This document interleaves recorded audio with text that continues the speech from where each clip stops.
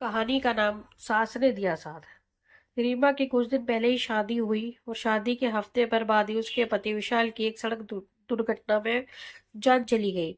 विशाल की मौत का दुख पूरे घर में फैला हुआ था, लेकिन फिर भी लोग रीमा के लिए उल्टी सीधी बातें बनाने से नहीं चूक रहे थे। हर कोई विशाल की मौत का जिम्मा रीमा के सर पर ही रख रहा था।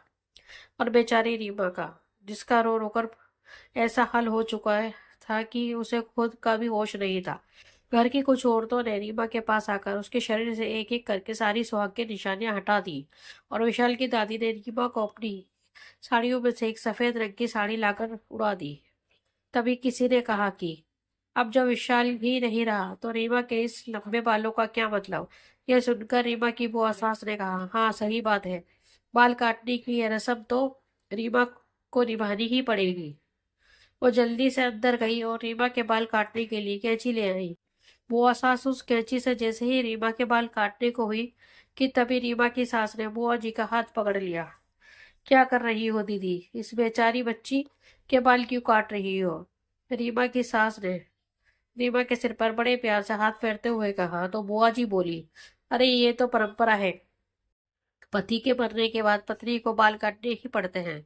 सब औरतों के कटते हैं, फिर इस रीमा के भी कटेंगे ना। बुआ सास रीमा के बाल काटने के लिए पूरी तरह तैयार थी, पर वही रीमा की सास को अपनी बहू का डर साफ दिख रहा था। नहीं, मेरी रीमा बाल नहीं कटवाएगी।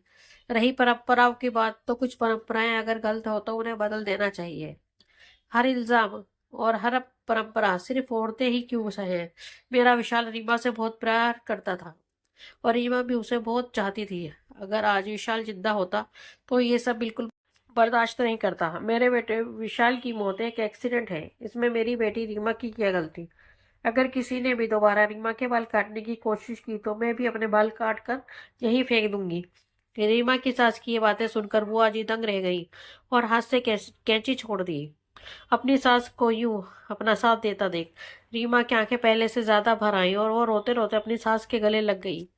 उस वक्त रीमा के भले ही पूरी तरह टूटी हुई थी, पर अपनी सास का साथ पाकर उसका मन कुछ हल्का हो गया था। दोस्तों, आपको हमारी कहानी कैसी लगी प्लीज कमेंट में हमें जरूर बताएं। अगर कहानी आपको अच्छी लगी हो तो अपने दोस्तों के साथ शेयर करें और हमारे चैनल को लाइक एंड सब्सक्राइब करना ना भूलें। धन्यवाद।